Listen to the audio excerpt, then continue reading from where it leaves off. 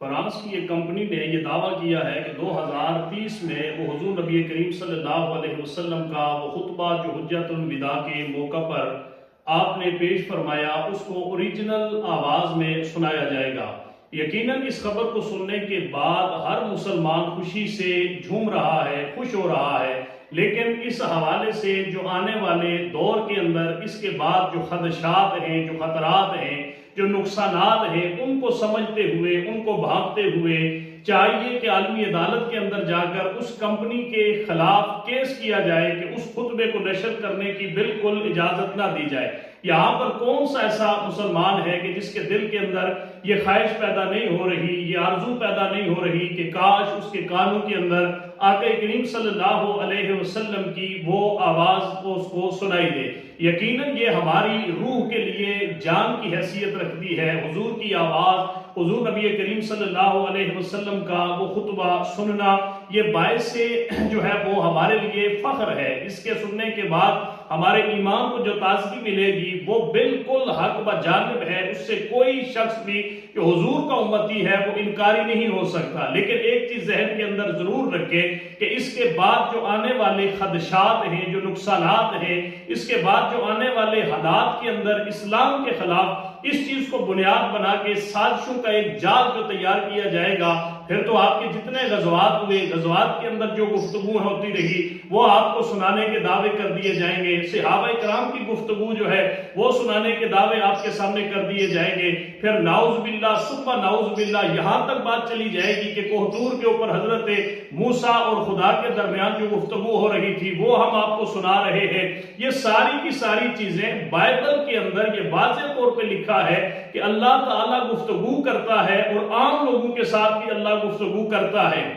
اللہ کی گفتگو کو سنا جا سکتا ہے۔ نعوذ باللہ ثم نعوذ باللہ اس قسم کے نظریات کو معاشرے کے اندر پھیلانے کے لیے اور اسلام کے ایک بہت بڑا جو اسلام کا ورثہ ہے قرآن کی شکل میں، اسلام کی تعلیمات و حدیث مبارکہ کی شکل میں ہمارے سامنے جو چیزیں موجود ہیں وہ بڑی محنت کے بعد، بڑی جو ہے وہ احتیاط کے بعد ان چیزوں کو مرتب کیا گیا ہے، ان چیزوں کو جو ہے وہ تحریر کیا گیا ہے۔ وہی ہمارے دین کی اصل ہے، وہی ہمارے دین کی ضروریات ہیں۔ اس کے علاوہ یہ جتنی چیزیں ہیں جو آرٹیفیشل انٹیلیجنس کے ذریعے، مصنوعی ذہانت کے ذریعے اسلام کے اندر داخل کی جاتی ہیں، یہ دجال ہے، یہ دجال ہے۔ دجال کی جتنی نشانیاں کہ ایک آنکھ والا ہوگا، یہ جو آپ کے ہاتھ میں ایک موبائل ہوتا ہے، یہ دجال کی وہ شکل ہے جو ہمارے سامنے معاشرے کے اندر نمودار ہو چکی ہے۔ اب اس طرح کی جو گفتگو کی جاتی ہے کہ حضور نبی کریم صلی اللہ علیہ وسلم کا جو خطبہ آج سے تقریباً 1400 سال پہلے آپ نے جو خطبہ ارشاد فرمایا تھا، وہ اصل آواز کے اندر جو ہے وہ فرانس کی ایک کمپنی جو ہے وہ 2030 کے اندر انہوں نے کہا ہے کہ ہم اسے جو ہے وہ سنانے کے لیے تیار کر لیں گے۔ اب اس کی جو فلٹر ہو رہا ہے، اس کے اندر جو مختلف آوازیں ہیں، ان آوازوں کی جو ہے وہ اس سے صفائی کی جا رہی ہے، اسے فلٹر کیا جا رہا ہے۔ لیکن یہ چیزیں ہمارے لیے کہاں تک فائدہ مند ہو سکتی ہے؟ ہم آنے والی نسل نو کو یا اسلام کی تعلیمات کے حوالے سے پھر کس طرح سے ان چیزوں کو کنٹرول کر پائیں گے؟ جہاں پر لوگوں کی آوازیں کاپی کی جاتی ہیں، نقل کی جاتی ہیں، اس کے اوپر بہت ساری جو ہے وہ اللہ معاف کرے آگے بہت ساری ایسی چیزیں جو ہے وہ ان آوازوں کے اوپر بنائی جاتی ہے۔ پھر حضور نبی کریم صلی اللہ علیہ وسلم کی اس آواز مبارکہ کا یہ تقدس ہے کہ معاشرے کے اس گرد کے اندر جہاں پر بہت سارے سوشل میڈیا کے ایسے پلیٹ فارم موجود ہیں کہ جہاں پر کسی کی آواز کو بھی محفوظ نہیں رہنے دیا جاتا، اس کی کتنی نقل کی جاتی ہے، تو پھر ہم کس طرح سے حضور کی آواز کی حفاظت کر سکیں گے؟ اس لیے میں ذمہ داران جو عالم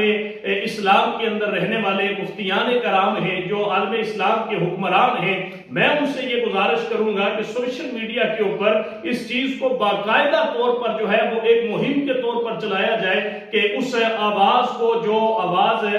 نشر کرنے کا، جو خطبہ نشر کرنے کا فرانس کی کمپنی نے دعویٰ کیا ہے اسے روکا جائے، اور اس حوالے سے کسی بھی قسم کی چیز جو ہے وہ لوگوں کے سامنے نہ لے آئی جائے۔ پھر وہ خدا کی آواز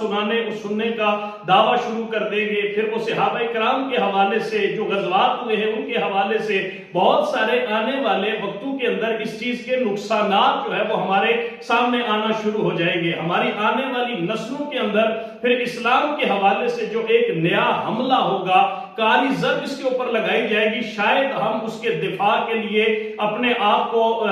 ہر لحاظ سے جو ہے وہ کمزور محسوس کرنا شروع کر دیں۔ لہٰذا یہ وقت ہمارے پاس موجود ہے، اس وقت کے اندر رہتے ہوئے اہل علم اس معاملے کی حساسیت کو جانتے ہوئے، اسے بہانتے ہوئے، اس کے اوپر غور و فکر کرتے ہوئے ان کو چاہیے کہ وہ عالمی عدالت کے اندر جا کے فرانس کی اس کمپنی کے خلاف عالمی عدالت میں یہ کیس دائر کرائیں کہ حضور نبی کریم صلی اللہ علیہ وسلم کی آواز کے اندر جو خطبہ سنانے کا اس کمپنی نے دعویٰ کیا ہے، کسی طرح بھی اسلام اس کی اجازت نہیں دیتا، ہم مسلمان اس کی اجازت نہیں دیتے۔ یہ ہماری مذہبی آزادی کے اوپر جو ہے وہ ایک کاری ضرب لگانے کا اہتمام ہو چکا ہے۔ اس کے بعد یہ ایک ایسی جو ہے وہ بند دروازہ کھل جائے گا کہ جس کا بند کرنا پھر ہمارے لیے ناممکن ہو جائے گا۔ اس لیے میں آپ لوگوں سے یہ گزارش کر رہا ہوں کہ سوشل میڈیا کے اوپر جہاں بھی آپ لوگ کر سکتے ہیں اس کے خلاف آواز اٹھائیں، اور اس چیز کے جو خلاف ہے آپ اپنی جس طریقے کے ساتھ بھی اپنی آواز کو وہاں بلند کر سکتے ہیں آپ ضرور بلند کریں، اس لیے کہ یہ اسلام کی وہ اصل روح جسے ہم محسوس کرتے ہیں، یہ اس کے اوپر ایک بہت بڑا حملہ ہونے جا رہا ہے۔ حضور کی آواز سننے کا کون منکر ہو سکتا ہے؟ میں یہاں پر محبت کے طور پر ایک بات عرض کر دینا چاہتا ہوں کہ حضرت صاحب رضی اللہ تعالی عنہ کے گھر حضور نبی کریم صلی اللہ علیہ وسلم آپ تشریف لے کے آئے، آپ نے باہر کھڑے ہو کر السلام علیکم یا اہل البیت آپ نے ایک دفعہ سلام دیا۔ حضرت صاحب گھر کے اندر بیٹھ کے آپ کے اس سلام کو سن رہے تھے، آپ نے آہستہ سے جواب دیا۔ پھر حضور نے دوسری دفعہ سلام دیا، آپ نے دوسری دفعہ آہستہ جواب دیا۔ آپ کے بیٹے آپ کے پاس بیٹھے تھے، انہوں نے کہا ابا حضور آپ حضور کو جواب بھی بڑا آہستہ دے رہے ہیں، دروازہ بھی آپ نہیں کھول رہے، باہر ملاقات کے لیے بھی نہیں جا رہے۔ تیسری دفعہ جب حضور نے سلام پہ جو ہے وہ آپ نے فرمایا اور اس کے بعد آپ پلٹ کے جب جانے لگے تو حضرت صاحب رضی اللہ تعالیٰ عنہ دوڑ کر گئے اور آپ کے قدموں کے ساتھ لپٹ کے عرض کرتے ہیں کہ اے غریب نواز، اے میرے آقا آپ میرے گھر کے اندر تشریف لے چلیے۔ تو اللہ کے نبی نے فرمایا کہ سعد آپ میرے سلام کا جواب کیوں نہیں دے رہے تھے؟ تو حضرت سعد نے غلامانہ جواب دیا کہ یا رسول اللہ، پہلی تو میری یہ خواہش تھی کہ آپ میرے گھر والوں پر اور مجھ پر اس طرح سلامتی بھیجتے رہیں اور آپ ہمارے حق میں یہ دعا فرماتے رہیں کہ السلام علیکم یا اہل البیت۔ دوسری وجہ یہ تھی کہ میں آپ کی آواز سننا چاہتا تھا کہ آپ کی آواز بار بار میرے کانوں کے اندر پڑ رہی تھی اور اس سے مجھے جو ہے وہ ایک سرور محسوس ہو رہا تھا۔ تین دفعہ جب آپ نے سلام پیش کیا میرے حق میں، میرے اہل خانہ کے حق میں دعا فرمائی، تو میں اب حاضر ہوا ہوں اور آپ میرے گھر کے اندر تشریف لے چلیے۔ اللہ کے نبی نے کرم نوازی فرماتے ہوئے حضرت سعد کے گھر قدم رنجا فرمائے۔ اس چیز کو بالکل بھی کوئی مسلمان جو ہے وہ سوچ بھی نہیں سکتا کہ حضور صلی اللہ علیہ وسلم کی آواز کو وہ سنے۔ ہم تک تو حضور کا پیغام پہنچا ہے، ہم اس پہ اپنی جانیں قربان کر رہے ہیں۔ حضور کی آواز اگر سننے کو مل جائے